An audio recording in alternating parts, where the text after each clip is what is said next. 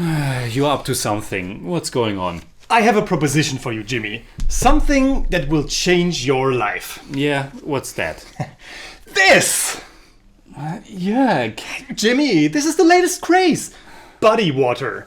And it's only 250 euros for you. Look at this. Everybody who drank from the body water got ripped. That's science, man. That's not science. You made that. That's mumbo jumbo. I've got a lot of supporters, you know? Well, that doesn't make it any truer. Oh, it does. Well, drink it then. Well, all right.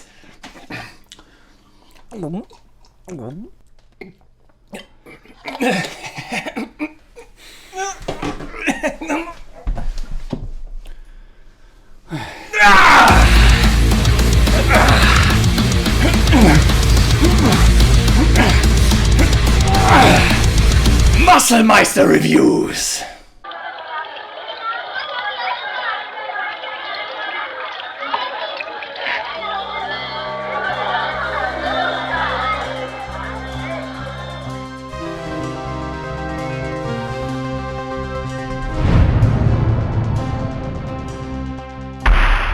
Servus Freunde, my name is Jimmy Cage. And I'm Dennis, the Bodymeister. The year is almost over and we are almost done with our 100 years of Satyajit Ray special. Today's movie included, we have reviewed 13 of his films this year and we still have 2 more reviews coming for you. And don't forget about the ones we have already reviewed in the past. It has been such a great journey and it's definitely sad that we are almost done with his entire filmography.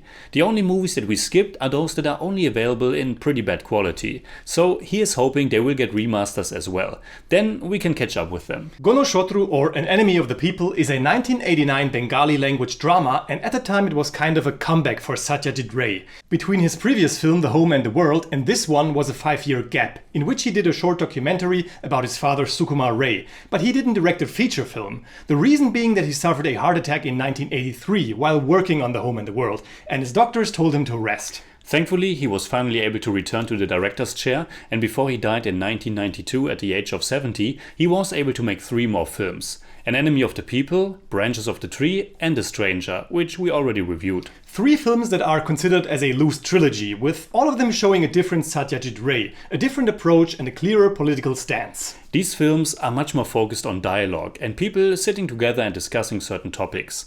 And the simple reason for that approach is that Ray was mostly confined to film in studio because of his weak health. Which doesn't mean that you won't find some location shots or more cinematic touches in them as well. Or that these kind of chamber plays aren't sophisticated, intriguing or moving, because they certainly are. Gonoshotru was based on the 1882 play An Enemy of the People by the Norwegian author Henrik Ibsen. It is very faithful to that play in many regards, but it also differs in key aspects. Ray has not only changed the setting to a small contemporary Bengali town, but he also changed major characteristics about his protagonist, who in his version is a very polite and self-sacrificing man. And for that man, for Dr. Ashok Gupta, he cast his favorite actor, Soumitra Chatterjee, who, unsurprisingly, is fantastic in the role. No surprise there, yes. Dr. Ashok Gupta discovers that the serious illness befalling the citizens of the small town of Chandipur may be due to a contamination of the holy water at the local temple. His findings are met not with public gratitude, but with rancor, as well as opposition from local authorities who are afraid the news will keep visitors away. It was a strange coincidence that we watched this and Ray's 1960 drama Devi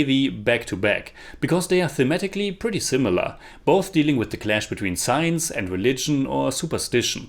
And in both films, Soumitra Chatterjee plays the voice of reason, the progressive thinking man, who has to confront people's blind beliefs. Yes, it's also interesting that Henrik Ibsen wrote the play as a response to people's reactions to his 1881 play Ghosts, which dealt with Victorian morality and tackled topics like incest, euthanasia, and the dangers of blind religious faith.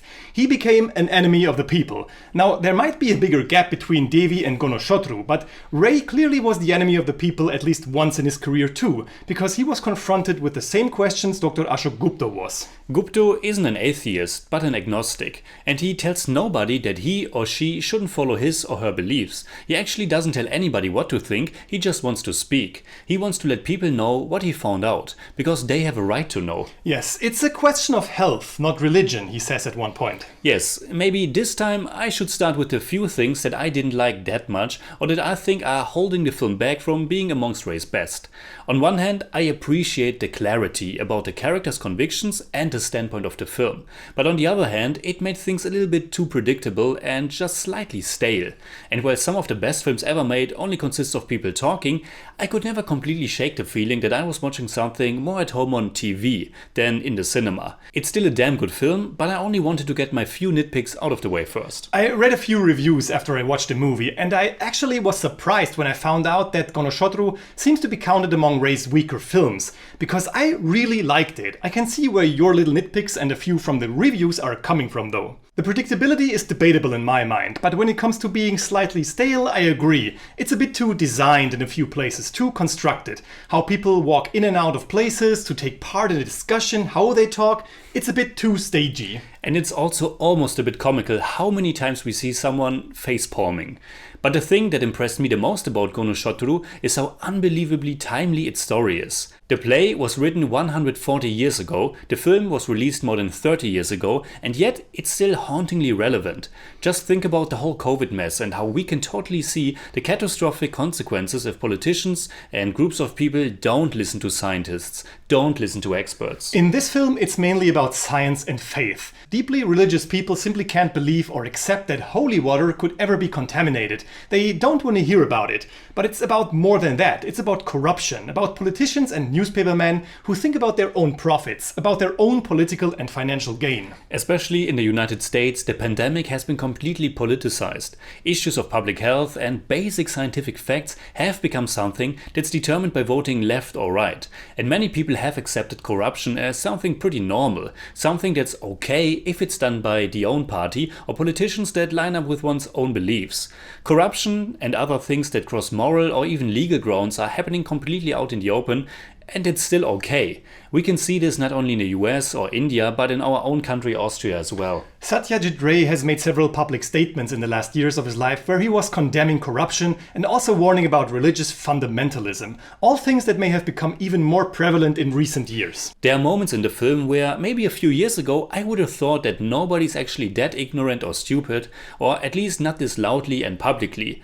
But Trump, Brexit, far-right governments in many countries, and especially the pandemic, have proven that yes, people can actually be that ignorant and stupid or even more. And as I've said, the events in the film are really hauntingly close to our reality. When Gupta is warning that there will be an epidemic with many people dying if people won't listen to the facts, it's also real right now. Absolutely, and that's why I think Gonoshotru has to be re-evaluated. The film received a lot of resistance when it came out, just like Devi did and just like Ibsen's plays did. These themes come around every now and again, and again and again. Sad, but true. Oh yes, and Gonoshotru plays with that. There's this wonderful scene somewhere in the first third. Ashok just told everybody what his plans are and who he'll be having on his side. And I think it's Ronan, his future son-in-law, who goes to him and says, "Soon you'll be a national hero."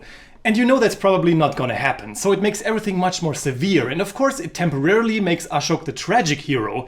And you already said it, Shumitro is brilliant. I want Ashok Gupta to be my doctor.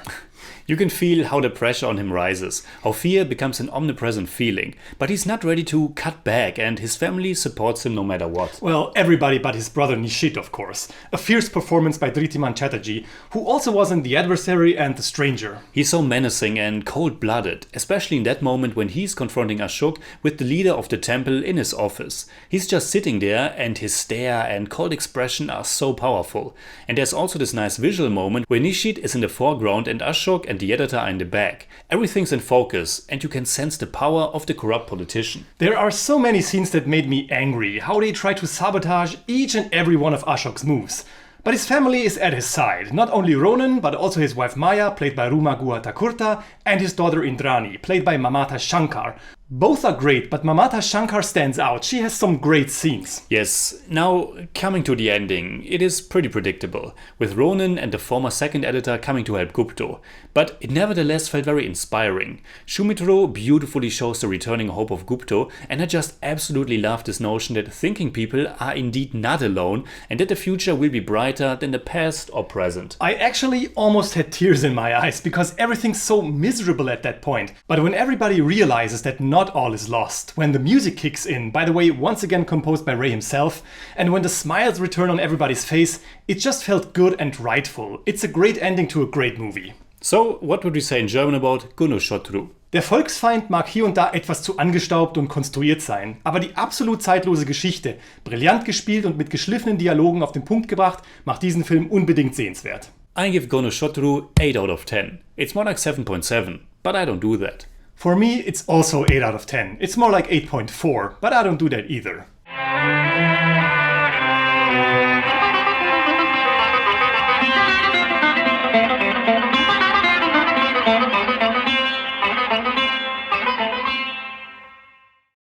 Did you know that 70% of the human brain consists of water? Well, at the moment it seems like 100% of a lot of people's brains is filled with nothing. Burn! So, what are your thoughts about Gunnoshotru? Leave a comment. You can hit me up on Twitter, Instagram, Letterboxd and also on Patreon, simply at The Jimmy Cage. And you can hit me up on Twitter at The Buddymeister. And as always, if you enjoyed this episode, please give us a thumbs up, share, subscribe, whatever you like. And make sure you hit that bell for all we have to tell.